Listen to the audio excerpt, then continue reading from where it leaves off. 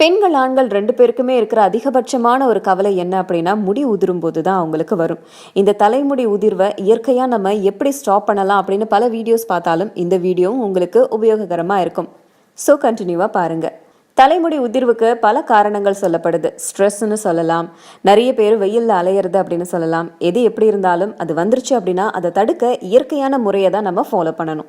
முதல்ல நம்ம என்ன பண்ணணும் அப்படின்னா, தேங்காய் எண்ணெயை ஒரு சின்ன கிண்ணத்துல போட்டு அதை வார்ம் ஆக்கி அதை தலையில தேய்ச்சி விரல்களால மசாஜ் செஞ்சு அதுக்கப்புறம் தலையை வாஷ் பண்ணுங்க. இது ரத்த ஓட்டத்தை அதிகரிக்க செய்து முடி வேர்களுக்கு வலுவூட்டுது. அடுத்தது வெங்காய சாறு.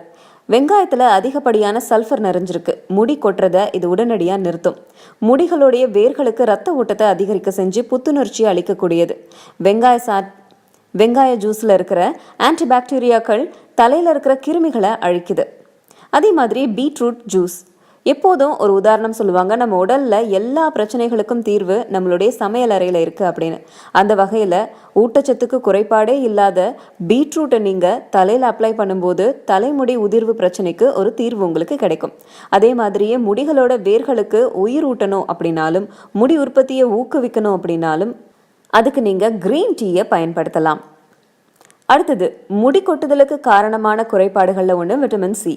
ஆம்லா அப்படின்னு சொல்லப்படுற நெல்லிக்காயில ஏராளமான விட்டமின் சி இருக்கு. அது மட்டும் இல்லாம இதுல நிறைய ஆன்டி ஆக்சிடென்ட் இருக்கு, ஆன்டி பாக்டீரியாக்கள் இருக்கு. அதனால பொடுகு தொல்லை, வழுக்கை தலையில தொற்று பாதிப்பு ஏற்படுத்துறதை தடுக்குது. முடிகளோட வேர்களுக்கு தேவையான ஊட்டச்சத்தை இது கொடுக்குது. வலிமையாகவும் பொலிவாகவும் முடிய ஆக்குது. அதனால இதை ட்ரை பண்ணீங்க அப்படின்னா இந்த ஹேர் ஃபால் ப்ராப்ளமை நீங்க வேரோட நிறுத்திடலாம்.